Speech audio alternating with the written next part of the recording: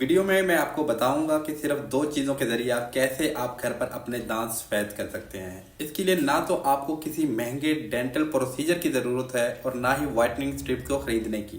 ये रेमेडी बहुत ही इफेक्टिव है और बहुत सस्ती भी। अगर आपके दांत पीले हो चुके हैं चाय या कॉफ़ी पीने की वजह से या फिर उम्र के बढ़ने की वजह से, तो ये रेमेडी आपके लिए एक बेहतरीन सोल्यूशन हो सकती है।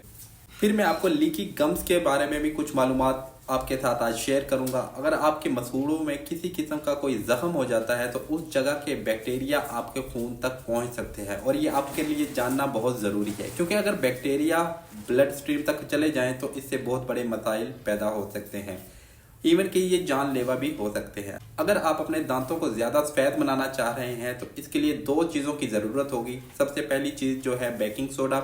ये किसी भी ग्रॉसरी शॉप से आपको इजीली मिल जाएगा। बेकिंग सोडा के साथ जो पेस्ट आप बनाएंगे, ये पेस्ट को एक टेक्सचर दे देता है और ये आपके दांतों को भी साफ कर देगा। ये दांतों पे मौजूद दाग, धब्बों और प्लाक को हटाने में बहुत फ़ायदेमंद है।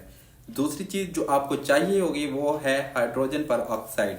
ये भी आपको करीबी फार्मेसी या ऑनलाइन भी आप परचेज कर सकते हैं, लेकिन यहाँ एक बहुत इंपॉर्टेंट बात यह है कि आपने गलत हाइड्रोजन पर ऑक्साइड नहीं लेनी। आपने 3% या 6% कॉन्सेंट्रेशन वाली लेनी है। मतलब या तो बोतल पे 3% लिखा होगा या 6% लिखा होगा। आपने 15% या 40% वाला फार्मूला हरगिज नहीं लेना, क्योंकि वो बहुत ज़्यादा स्ट्रांग होता है। वैसे जो आजकल व्हाइटनिंग स्ट्रिप्स मार्केट में आ रही हैं, इनका मेन इंग्रेडिएंट भी हाइड्रोजन पर ऑक्साइड ही होता है, लेकिन छोटी सी स्ट्रिप्स को आप 4 से 5 हज़ार रुपये के में खरीदेंगे। आपको ये खरीदने की बिल्कुल भी ज़रूरत नहीं है।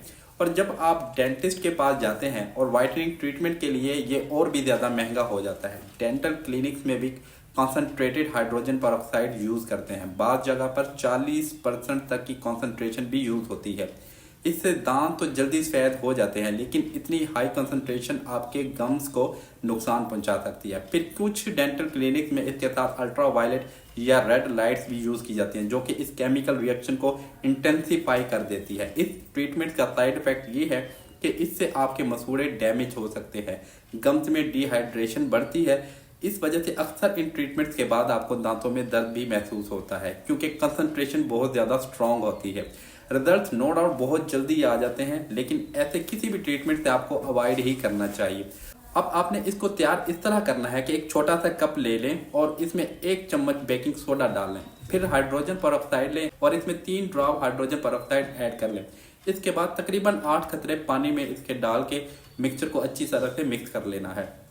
इसके बाद इसको दांतों पर लगाकर यूज कर लेना है। ये मिक्सचर आपके दांतों पर लगे हुए इन स्टेन्स के बॉन्ड्स को तोड़ देगा। ये दाग एक्चुअली चेन ऑफ मॉलिक्यूल्स होते हैं, एक दूसरे के साथ बॉन्ड्स बनाकर जुड़े होते हैं और हाइड्रोजन परऑक्साइड में मौजूद ऑक्सीजन इस चेन को तोड़कर दांतों से पिगमेंट्स को साफ कर देती है और इस तरह आपके दांत सफेद हो जाते हैं।